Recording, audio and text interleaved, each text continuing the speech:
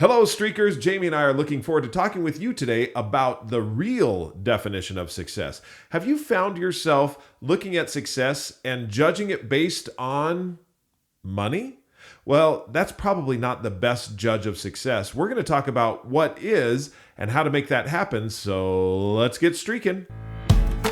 What is streaking and why should you do it? Streaking is how you set up personal winning streaks. Look at who you want to be and what you need to do to become that person. This is Streaking. I'm Jeff. And I'm Jami. And we are streakers. Through 30 years of marriage and 7 children, we have learned the power of consecutive consistency or streaking. To start streaking is simple. You just follow these 3 laws. Make it laughably simple, keep a record, and join the streaking community. Streaking is your hidden superpower. With it, you will consistently progress and grow in whatever area of life you want. In this podcast, Jeff and I will share all the fun, exciting, serious, solemn, wonderful parts of family, spiritual, professional, and personal life, and how streaking powers it all. So join us in the conversation, join the movement, and start streaking today.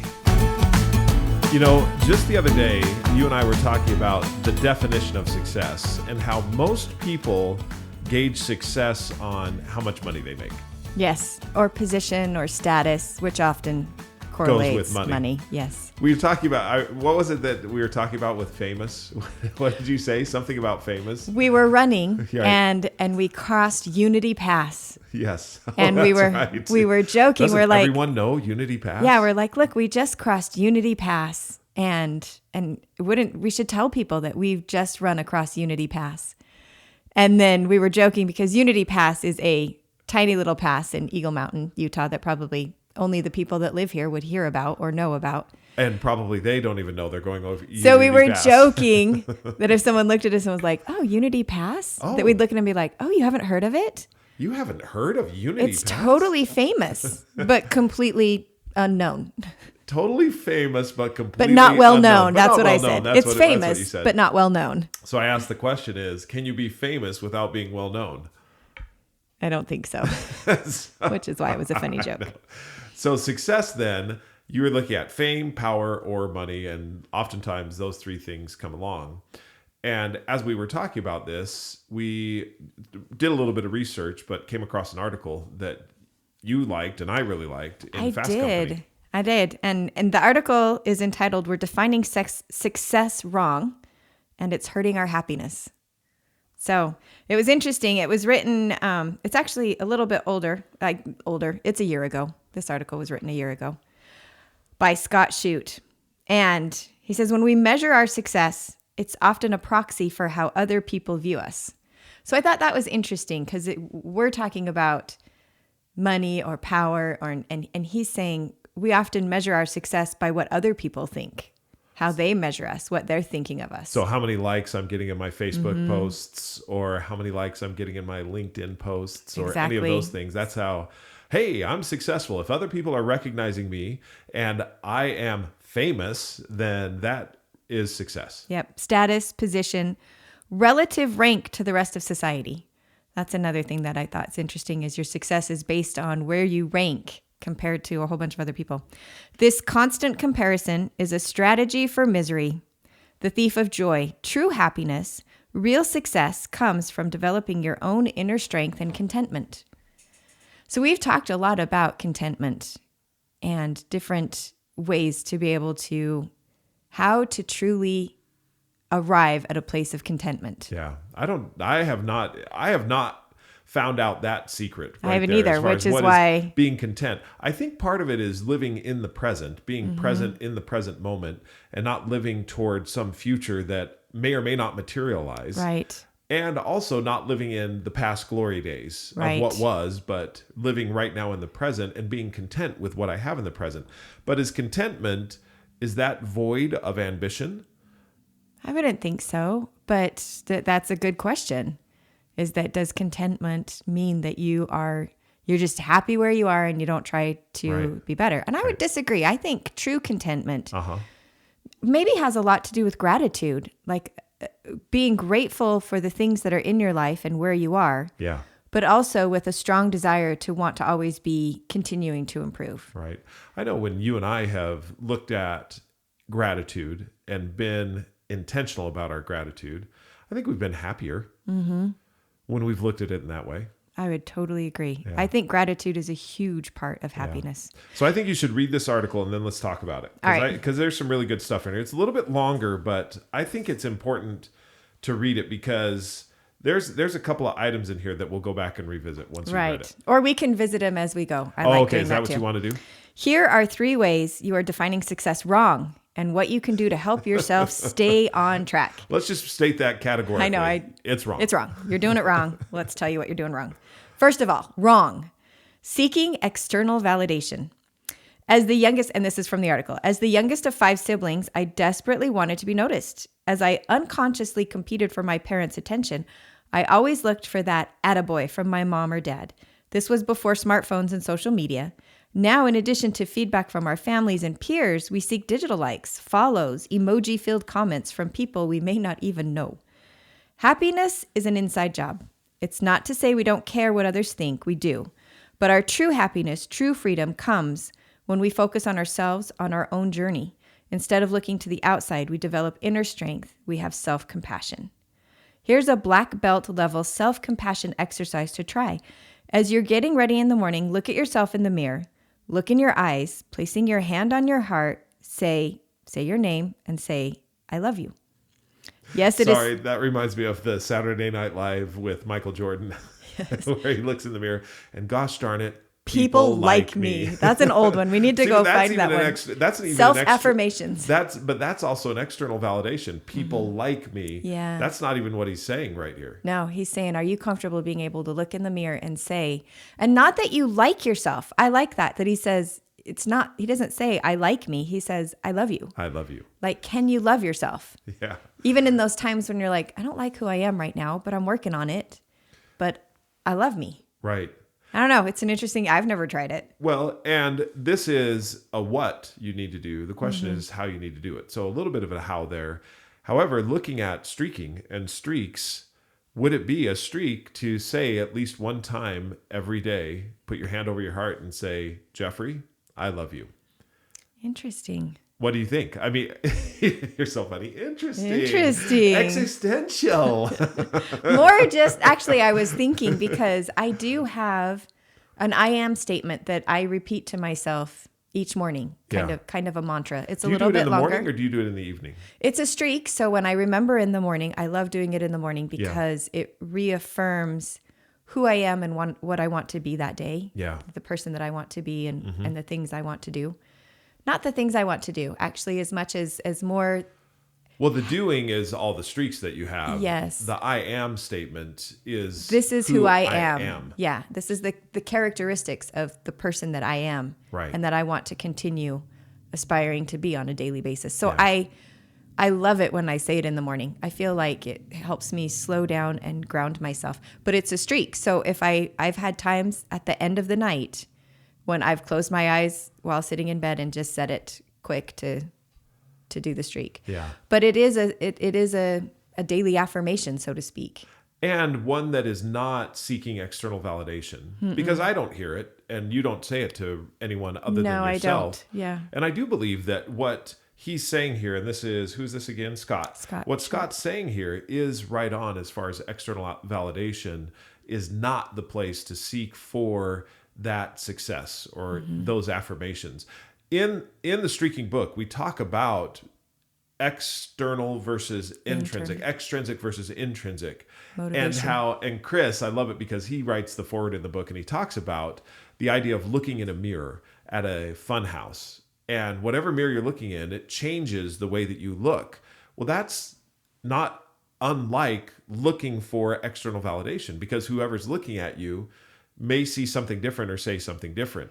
You and I read Aesop's Fables. I was thinking the same thing, the Aesop's Fable with the man, the old man, the donkey, and the boy. Right. And that, originally the man has the boy riding on the donkey. And they pass through a And they town. pass through a town, and the people in the town say, how cruel that man is having that boy ride on that donkey, that poor donkey.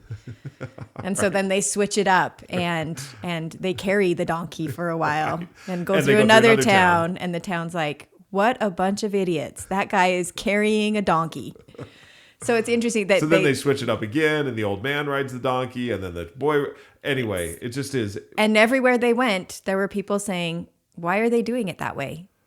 So, Streakers, as you look at your life and consider what it is you're doing, looking for external validation is not the place to go for that measure of success. Now, the question is how do you look at the intrinsic? And I think one of the streaks that we just talked about is the I am statement and writing that on a daily basis. What other streaks might you do if you're looking at it and saying, what do I want to do to be intrinsic and not extrinsic in my validation or in my success? I know there's people that have grateful streaks, a couple different kinds of grateful streaks. One streak that I've noticed is she makes a list of the things that she's grateful for each day. Yeah. Another streaker said that making a list made her stressed, that she was actually going to forget something. So her streak is to feel grateful each day. I think that having streaks where you smile at somebody, where your happiness isn't dependent upon whether or not they smile back, but on you smiling at somebody. Yeah. And I really thought it was interesting that he says that happiness is an inside job. Where he says, instead of looking to the outside, we develop inner strength. And then he says we have self-compassion, which is an interesting thing. So, because we've talked a lot about how streaking really focuses on the inputs and not the outputs. Right. And a lot of these things that he's talking about, seeking external validation, that's completely looking at outputs. Right. In the sense of what people are thinking about me, what outputs I'm getting. And we have such little control over that external validation. And I think we see it a lot in famous people where sometimes they go off they go off the rails, where you look at it and you think they are doing some pretty crazy stuff to do what seems like get some more outside validation, one way or another, outside attention. And I think it's a dangerous place when you start to have that be the measure of how you're going to act, because you will start to do some crazy stuff to get people's attention, to get noticed, I'd say it's alluring, though. Very. I mean, to have those I don't know what it is, but there's something that I guess strokes the ego or makes you feel great by having other people recognize who you are and what you do. I don't know. Maybe I'm just feeling that way. But no, I read a book. There's a children's book out there called When a Monster Calls. And it's a great book. I don't know who it's by right now. Right. But there's a part in the book that the premise of the book is that there's a young boy, his mom is struggling with cancer and she's passing away. And the way that he's dealing with it is this monster inside and monster's kind of the cancer and the feelings that he's dealing with. But he's being bullied at school. And it's an interesting situation because at first, the kid that's bullying him is kind of teasing him and pushing him. Yeah. But then this bully decides that he's going to actually just completely ignore the boy. Like absolutely not even acknowledge this boy's existence. And as I read the book, it was deeply profound to recognize that I thought that was probably the most harmful thing that you could do to a person, is to completely ignore that they even exist. Wow. Like it talks about how that affected this boy, the struggle that he had with it. And I think so as we talk about this, we have a basic human need to be loved, to be noticed. Often when there is attention, whether it be negative or positive, it's still attention. People are recognizing that I exist. Right. Whether it be positive or negative. At least they notice me. Right. Well, I think that's why sometimes in parenting, when a child acts out in a negative way and a parent pays attention to them when they're acting in this negative way, it's attention. Right. You can almost be reinforcing the negative behavior because they're getting your attention. Exactly. And if you're ignoring the positive stuff and not getting that, then what am I going to do to get the attention? I'm going to do the negative things. Whereas now there's no recognition of you. There's nothing at all. There's no external validation. Wow. That is I mean, it hurts me to even think about it. By the way, it's Patrick Ness who wrote. Thank you. Who When a Monster Calls. Yeah. It's a beautiful book. Yeah. So as I was thinking and talking about this, I thought, so if you're in this situation where you're feeling like, wow, I'm not feeling very loved, I'm not feeling very noticed. And he's talking about happiness being an inside job and having more self-compassion. I look at it and I think it's counterintuitive, but is the way to feel more love to actually show more love, to show others more compassion, to show others more love, to see people, not Yeah. just political sides or all the other things that we can judge people on, but to Yeah. see people as people. Yeah. One of the executives I work with in one of the organizations has a streak to write at least one thank you note weekly. And recognizing and reaching outside of himself to acknowledge others. Yep. And to recognize them. And I think, like you, it is counterintuitive. However, when I give up my self-consciousness and I start to look outward, say, for example, writing at least one thank you note weekly, that then starts to take away the need for external validation. I agree. I was thinking as you were talking, I was listening to Whitney Johnson's podcast the other day, and she had Stephen M.R. Covey on the podcast. And he was talking about how he works to see the people in his life. And so he would write personal notes on the books that he would send out. And we've been a recipient of that he wrote you a personal note when he sent you his new book. Yeah. And I loved listening to him talk about that, because he says he does it. He says, it really helps me to slow down and see the people in my life and take a second and see how they've impacted me. And so I love this idea of just slowing down and seeing people. Yeah. Like, see them. Right. And I think that's part back to what we were talking about as far as living in the present. Yes. Being with the person you are with. So you could have a streak for any of these things. You could, because these are something, it's like, how do you set a goal to see people? Or how do you set a goal to be in the present? But you could totally have a streak that says, one time a day, at least daily, I'm going to center myself in this moment. Yeah. And just take a minute to That's center yourself actually a in the really moment. Cool streak. I hadn't even thought about that one before, where at least one time daily, I'm going to center myself in the moment. In the moment. And that could be with the individual with whom I'm speaking. That could be thinking about another individual. That could be just centering yourself in the moment that you're in. Mm-hmm. I think part of it that's important is to not have that moment be all about you and your woes. Right. But to have that moment be all about who are the people who have influenced and impacted me in my life. And like what one of our streakers does, be grateful in that moment, that I'm centered in that moment. Right. That's really neat. I know. So I love that. And this is what I love about streaking, is being able to read an article and look at it and think, okay, this is something that really is speaking to me. What can I do to have this be something that I'm able to have be a part of my life? Right. So, okay. Moving forward. Wrong. The next wrong that you're doing. Wrong. Over identifying with your career. Often when we're first getting to know someone, we immediately start talking about our work. Our own identity and self-worth are often linked to our place on the career ladder. I've found that moving up the professional ladder didn't make me any happier. In fact, some of the career choices I made damaged my long-term relationships. Our careers, our status, these are things that often impact how we think the outside world measures our own success. I've come to understand that the job, and this is my favorite line in the whole article, are you ready?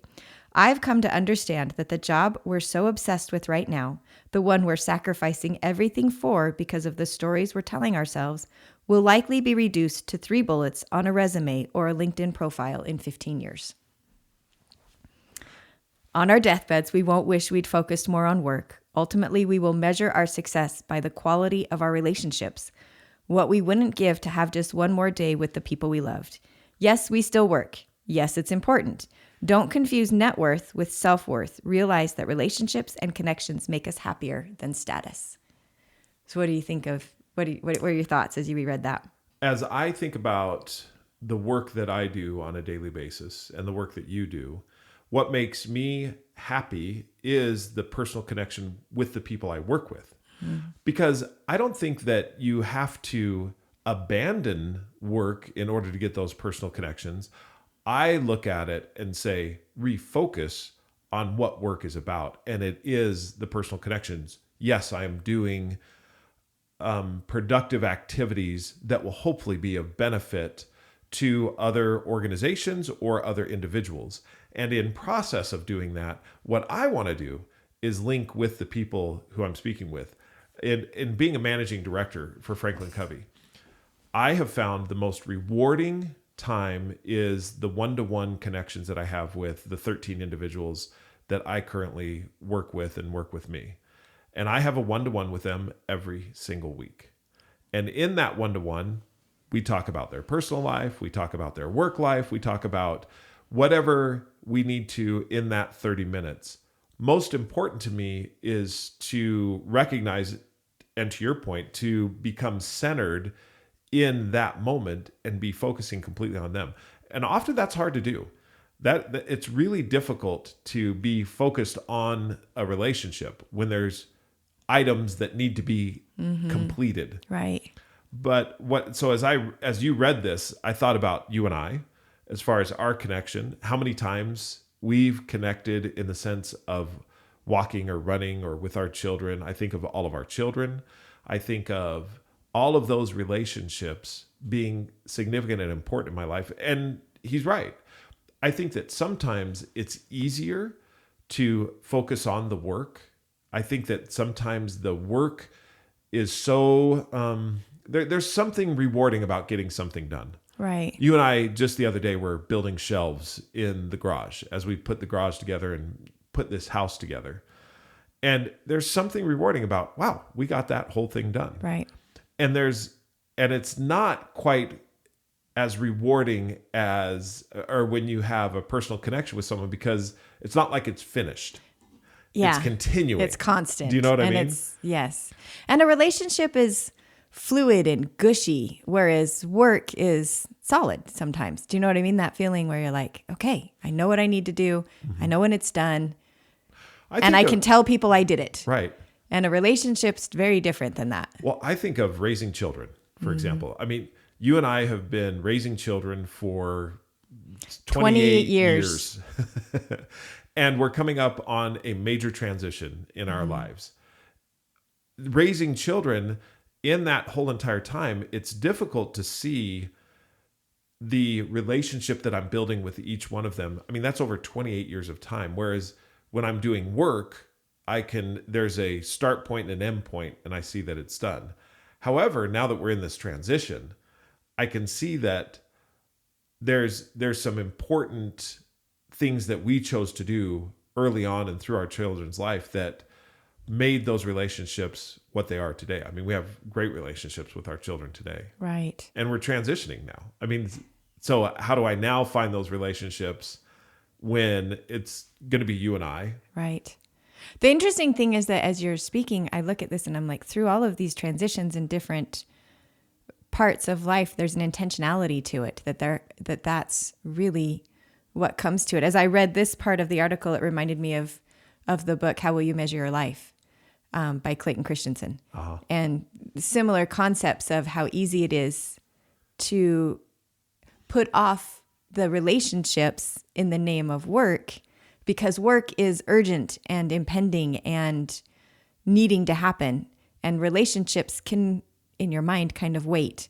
And the thing that's interesting is that relationships don't become urgent until it's sometimes too late. Right. And so it's difficult to recognize that it's like, it's important, but it's not urgent. Right. So I'm smiling because it reminds me of a song. Okay. A country song. Reminds you of a country song? Did you find it? Yeah, this is Buy Me a Boat as far as that's concerned. So this is the way that it works. All right, these are some of the lyrics. So it says, I ain't rich, but I sure want to be. Working like a dog all day ain't working for me. I wish I had a rich uncle that'd kick the bucket, and I was sitting on a pile like Warren Buffett. I know everybody says money can't buy happiness, but it could buy me a boat. It could buy me a truck to pull it. It could buy me a Yeti 110 iced down with some silver bullets. Yeah, I know what they say. Money can't buy everything. Well, maybe so, but it could buy me a boat. So our talking about relationships, you're like, it can buy you a boat. I just think that sometimes we get a little bit unrealistic in regards to money. In other words, I don't believe that you can just be bereft of money and be happy. I mean, if you're concerned about your basic necessities, clothing, shelter, food, those three things, maybe transportation. if you're looking at those 3 or 4 things, It is going to be hard to be it's happy going to if be those really hard. needs. I mean, you are going to have to be an individual that, I don't know, has some superpower to be able to not do that. So there is something about the work that I want to do that helps to provide the relationships. I believe that when you start to get imbalanced, that's when it starts to be I'm so glad detrimental. I'm so glad you brought this up, because I was thinking about this as you were talking about your work and just work in general, that it is important to have relationships. But I've also seen people lose their jobs because all they focused on was the relationship, and they didn't get the job done that needed to happen. Right. I mean, you are employed to get a job done, not to build relationships per se sometimes. And whether or not you're employed by someone else or you're a self-employer, you're doing it yourself. There's work needs to be done. So so in the process of the work, that's what I was talking about earlier. I want to build the relationship. Right. So do you feel like streaking helps with those? The older I get, the more I'm recognizing that so much of life is this balancing aspect, that too much of anything, good or bad, creates an imbalance. I think about wheels on a car. When the wheels are imbalanced, the car is just not functioning well, and it gets really shaky and uncomfortable. It's not a smooth ride. Right. And I think life is that same way, that there's this level of balance that we're constantly remeasuring. Do you feel like streaking helps in that? I do. And let me tell you why. When I started as managing director, I wanted to do something that I would get to know the individuals who reported to me. I looked at it and said, I want to know them as individuals. And so one of the streaks that I have is to do at least one activity for the individuals for at least one individual every day that reports to me. And that has been so awesome, because it's made me think of the relationship that I have with them. And I've gotten to know people at a very different level than just the work level. And on the same note, there's an expectation that we work hard together, because that working hard together also brings about fun and excitement and enjoyment and another level of the relationship. There is something gratifying by achieving the goals that you set together, by having success. What about you? I mean, what have you found as far as, you've been how a mother streaking has helped me. How has it helped you? I've had it in the opposite direction, in the sense that I feel like I spend most of my life creating relationships. Yeah. And within those relationships, doing a lot of work. It's gotten a little bit easier as we have less at home. And so I have used streaking a lot to focus on those, to find balance in the things that are not in my home. Like I've talked a lot about my feedback streak. And that was one, because being home as much, I was not getting external feedback. I was only able to, I lived in my personal place at home, and I didn't have a lot of that external feedback. And so helped me to create some more professional streaks. So I would call them things that I look at and think, you know what, I need to improve on this, and I'm working great on relationships. I need to work on some other things outside of the relationships as well. And so, and I also feel like part of what streaking does, and I've talked about this before, is that growth mindset, that learning to be patient, but not forget. So, and by that, I mean, there's things that we encounter in life that we look at and think, wow, that's something I really need to work on. But how often do those things that we encounter that we need to work on come at a time when we're like, this is the perfect time to start working on that. I have all this spare time.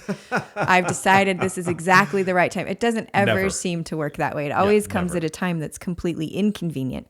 So streaking has given me the ability to remember and start right now on things that are important and that I want to be working on, but have very little level of urgency. Right. But allow me to, and then also to be patient with slow growth, because streaking isn't something that you can do it's not a spurt thing. You can't do a whole bunch of it and then be like, okay, I feel good. I did that. I'm caught up.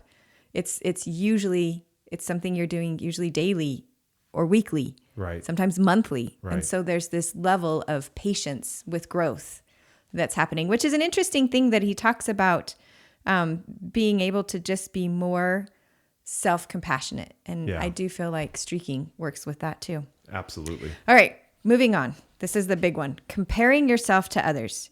Keeping score against others. This is the thing that you're doing wrong, the final thing you're doing wrong in this article. Keeping score against others as a measure of success is a strategy for misery. If we want to keep score, why not compare ourselves instead with the person we were yesterday, the person we were last year, or even 5 years ago? Are we happier? Are we wiser? Are we more loving? Wanting to achieve is not wrong. We are inherently creative.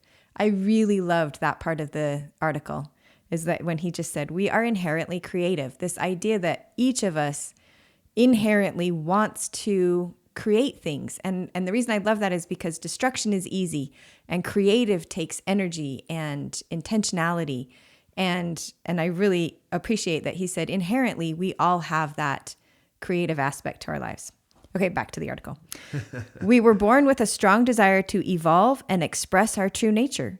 We want to hone our craft, whether that's caring for others, creating a company, or writing code. How can we avoid this trap?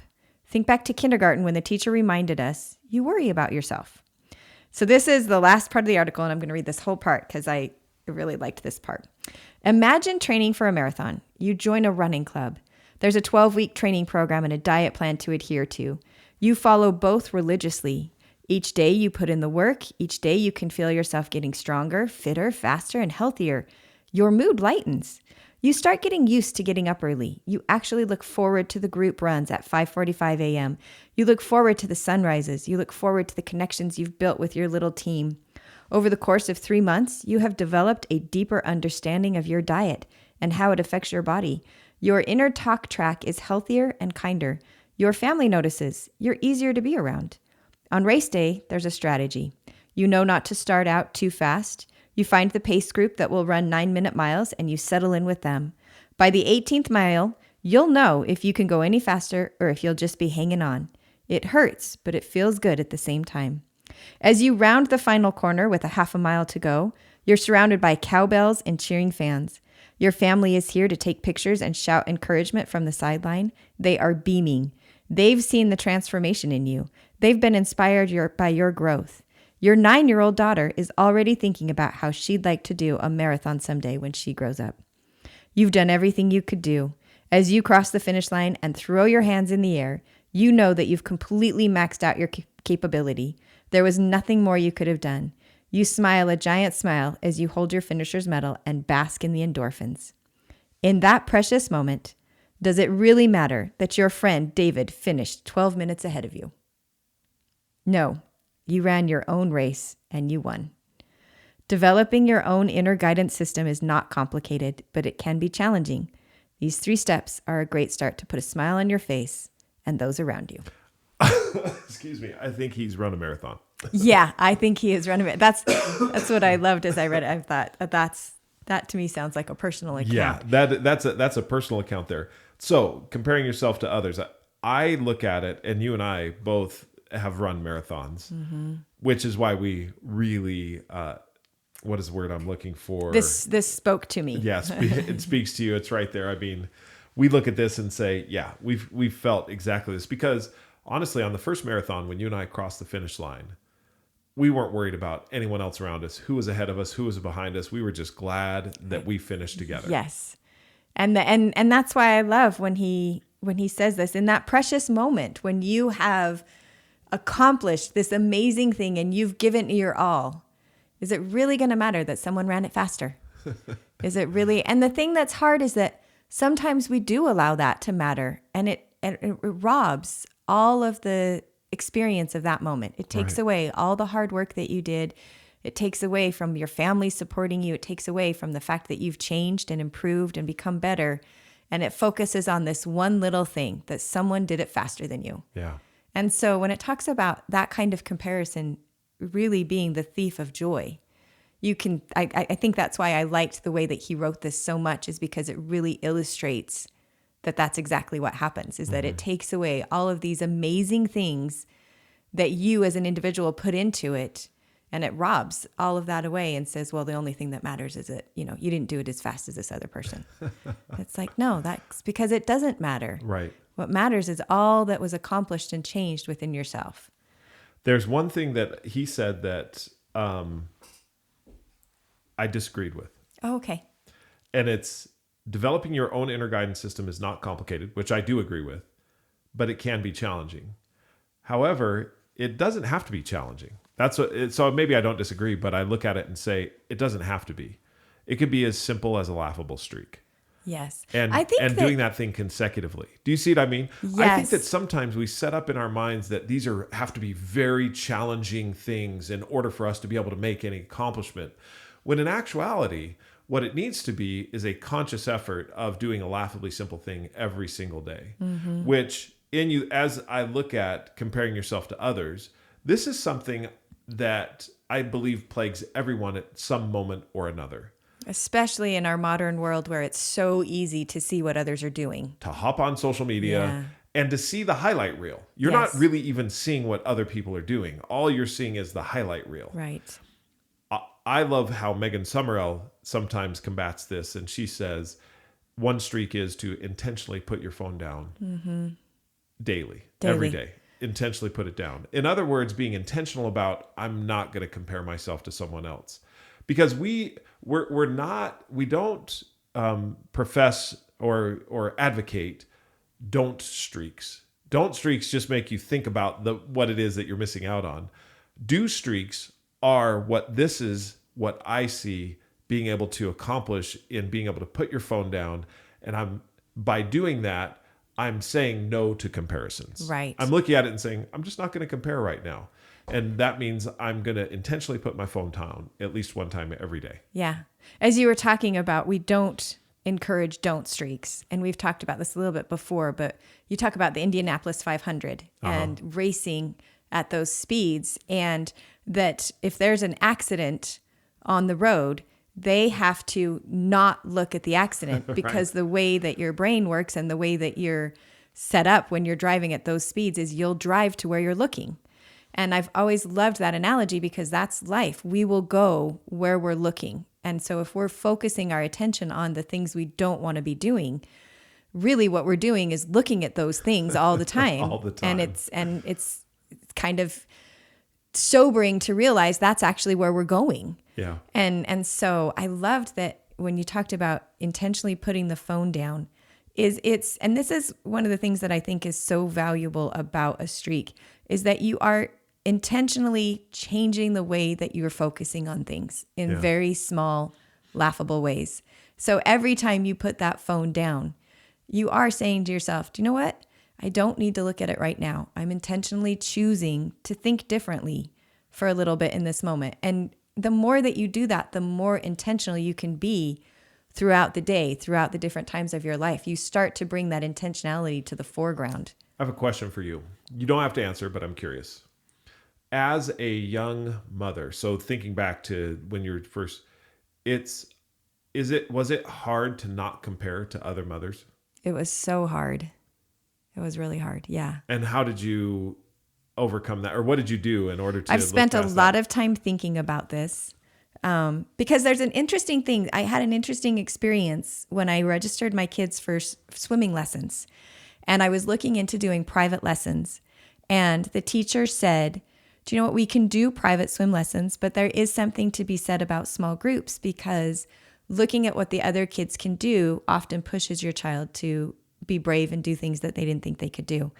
So that started me thinking a lot about comparison in the sense that there is something to be said about being able to see what other people can do sometimes and thinking, oh, I could do that too. Yeah. But it is one of the biggest challenges in the world to not cross that line of thinking, starting to compare yourself and what you're doing to what they're doing.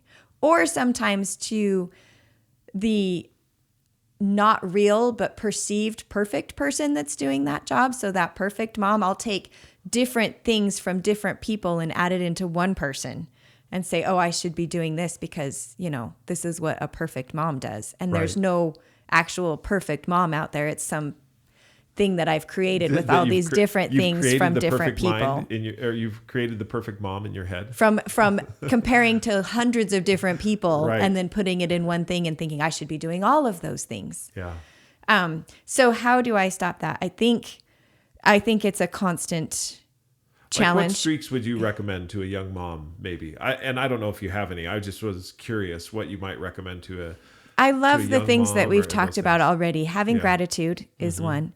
Seeing people. As you get to know people, it's easy to compare to somebody that you don't know very well or to see them in a snapshot moment. Right. The more you get to know a person, the more you realize they have challenges too, and they're struggling with this, and being able to recognize that, humanize people, and actually see them as a person who's a child of somebody and a parent of somebody and a sibling of somebody, seeing them as a person and that they have the challenges that come with all of those roles, just like I do, Yeah.